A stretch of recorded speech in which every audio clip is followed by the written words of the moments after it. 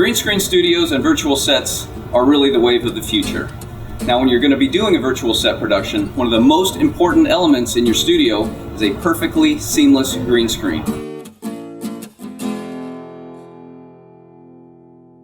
Hi, I'm Sean Von Toggen, the president of ProCyc. Here are the 5 things you need to consider when deciding what kind of cyclorama is perfect for your studio. The first thing to consider is whether you want your studio to be built into existing walls or freestanding without attachment to any walls whatsoever. The first kind, the built-in kind, is the cheapest type of way to do a cyc. Basically, you're taking modular coves and screwing them into walls that are already existing.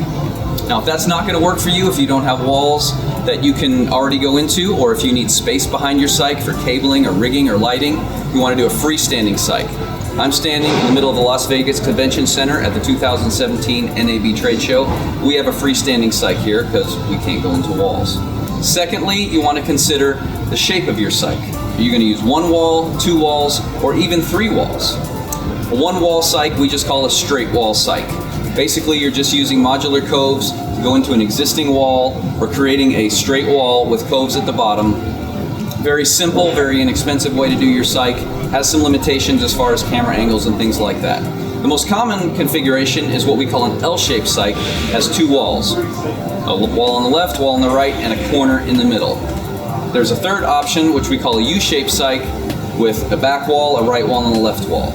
Now, with 2 and 3 wall cycs, you've got corners. A huge consideration in the corner is whether or not you can put in an expanded corner like one we're using here. An expanded corner is where you start the corner transition, put in a flat piece, then finish the corner transition. It really does provide the best final result, and we recommend people to do that whenever possible.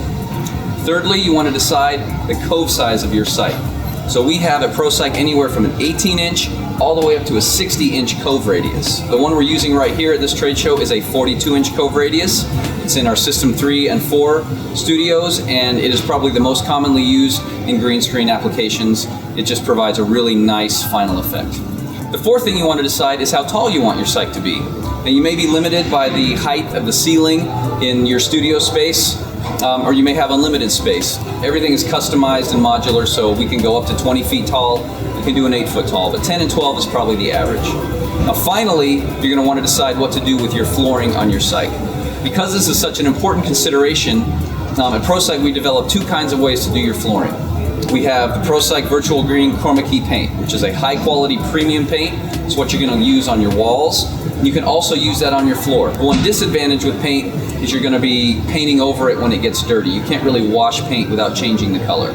If you would rather use a permanent flooring, we have a flooring called ProMat, and that is a very specific type of flooring that we've had developed that matches our paint, and it can go on your floor. It can be washed over and over again.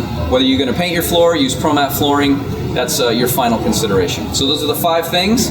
Please call us if you have questions. We're going to help you figure out the best cyc for your needs.